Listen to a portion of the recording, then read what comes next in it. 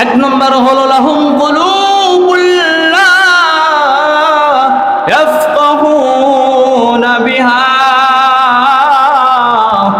আল্লাহ তাআলা বলেন এক নম্বর হলো আমি আল্লাহ তাআলা মানুষদেরকে একটা কলব দিয়েছি, মানুষদেরকে একটা হৃদয় দিয়েছি, অন্তর দিয়েছি। আল্লাহ তাআলা বলেন বান্দা এই অন্তর দ্বারা, তার বিবেক দ্বারা সে বুঝতে পারে। আজকে আমরা এই মসজিদে আসছি গালি শোনার জন্য, এই মসজিদে যে আসলাম সেজন্য আসছি, নিশ্চয়ই নামাজ পড়ার জন্য, ইবাদত করবার জন্য আসছি। কথা বলেন ঠিক কিনা? আলহামদুলিল্লাহ, আল্লাহ তাআলা লাকুল শুকর ওয়া সুজুদ। আল্লাহ পাক রব্বুল ইজ্জত আমাদেরকে এই দুনিয়ার সমস্ত কাজ থেকে সালাই বাছাই করিয়া আল্লাহ পাক রব্বুল ইজ্জত আমাদেরকে অনেক দূর দূরান্ত থেকে একত্রিত করে আল্লাহর ঘর মসজিদে এসে কিছু কথা বলা এবং শোনার জন্য, নামাজের জন্য আল্লাহ পাক রব্বুল ইজ্জত ঐক্য দান করেছেন। এজন্য সেই মহান বরিয়ান সত্তার দরবারে সকলেই দিল খুলে, জবান খুলে শুকর আদায় করি আলহামদুলিল্লাহ। যে নবীকে না বানাইলে, না সৃষ্টি করলে আজকে আমরা এত সুন্দর আসমান জমিন কিছুই দেখতে পারতাম না। শুধু তাই নয়, সর্বোত্তম সর্বশ্রেষ্ঠ জাতি হিসেবে আল্লাহ পাক রব্বুল ইজ্জত আমাদেরকে দান করেছেন।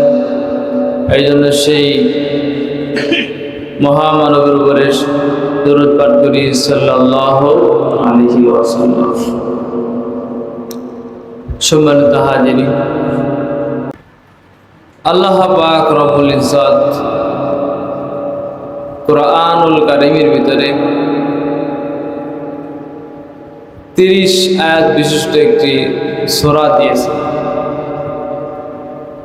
এই সূরার ফজিলত সাহাবী নবী করিম সাল্লাল্লাহু আলাইহি ওয়াসাল্লাম তিনি ফরমান, যে সূরা কেউ যদি রাত্রবেলা, প্রতিদিন রাত্রবেলা তিলাওয়াত করে ঘুমিয়ে যায়, তাইলে হাদিসের মধ্যে ইরশাদ আছে যে এই সূরাটি কাল কিয়ামতের দিন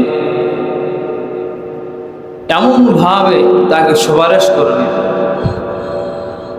তাকে ছাড়বে না জান্নাতে নেওয়া না পর্যন্ত। বলেন সুবহানাল্লাহ। জান্নাতে না নিয়ে এই সূরাটা কি ওই ব্যক্তিকে ছাড়বে না, মানে এই সূরাটা তাকে জান্নাতে নিয়ে যাবে। বলেন সুবহানাল্লাহ।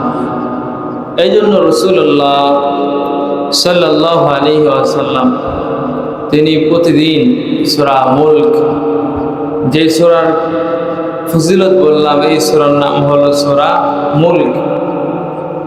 এই সূরাটি আল্লাহ রাসূল সাল্লাল্লাহু আলাইহি ওয়াসাল্লাম প্রতিদিন রাত্রিবেলা ঘুমানোর আগে তিলাওয়াত করতেন। সুবহানাল্লাহ। তো এই সূরার 2 নম্বর আয়াত নিয়ে কিছু কথা বলবো।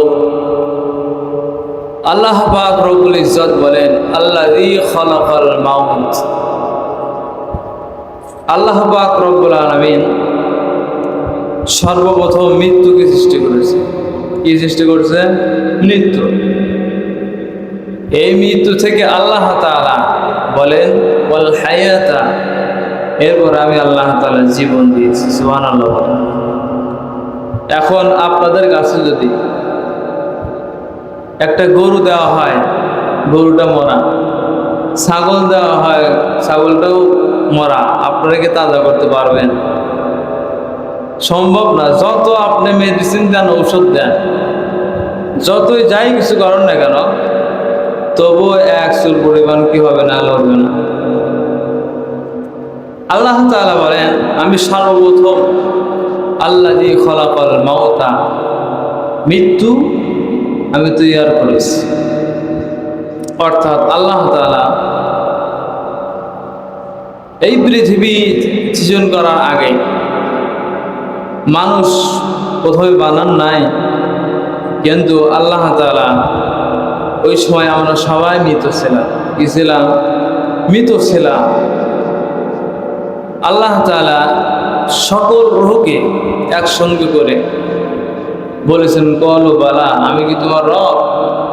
তখন ওই সময় আমাদের পক্ষ থেকে আমাদের নেতা হযরত মুহাম্মদ সাল্লাল্লাহু আলাইহি ওয়াসাল্লাম তিনি বলেছেন, বালা, জি অবশ্যই আমাদের রব। আমরাও সঙ্গে সঙ্গে বলেছিলাম, হ্যাঁ আপনিই আমাদের রব। বলেন সুবহানাল্লাহ।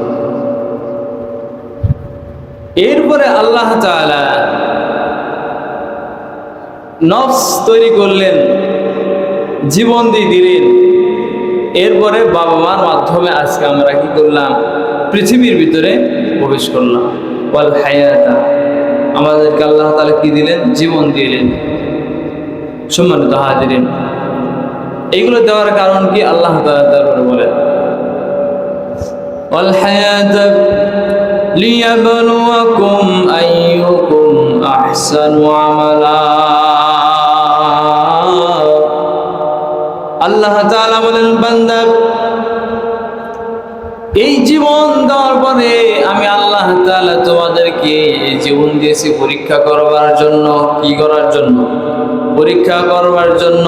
কে সর্বোত্তম কাজ করে, কে ভালো কাজ করে, কে আল্লাহওয়ালা কাজ করে।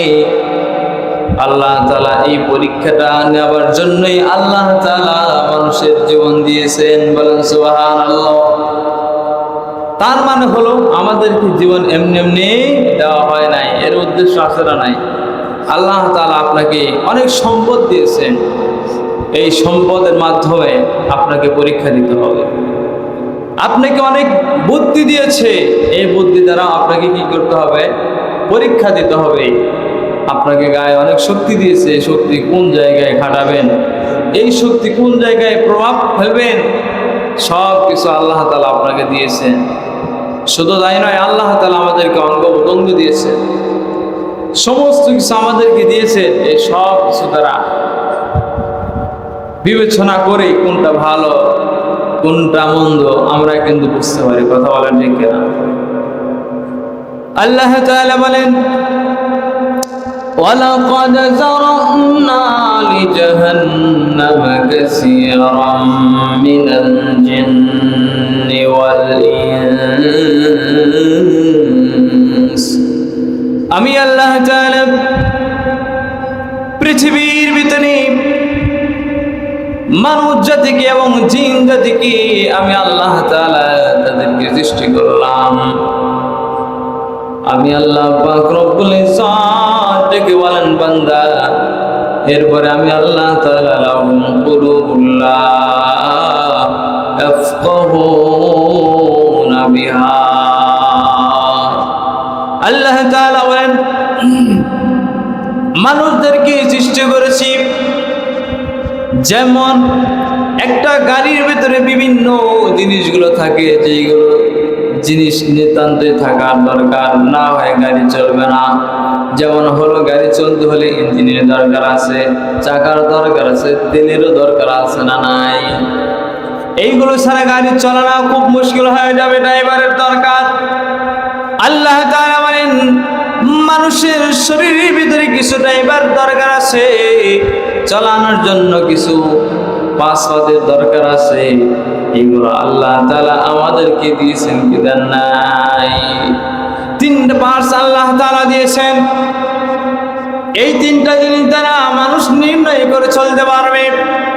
আর এই তিনটা জিনিস দ্বারা নির্ণয় করার পরেও যদি ঠিক পথে না চলতে পারে, তাহলে আমাদের এলাকার ভিতরে জঙ্গলার কিনারে যেগুলো কুকুর দেখা যায়, এরকম শুকর দেখা যায়, তাদের থেকেও নিকৃষ্ট হয়ে যাবে। দুনিয়ার মুসলমান আল্লাহর গোলাম, আল্লাহ তাআলা বলেন, লাহুম কুলুবুল লা ইয়াফকাহুনা বিহা। একজন মানুষ চিন্তা করলো, তার বিবেকে বাধা দিচ্ছে, আজকে শুক্রবার, সে একজন ব্যবসায়ী, আমি যদি এই সময় ব্যবসা করি তাহলে আমার কিছু টাকা লাভ হবে।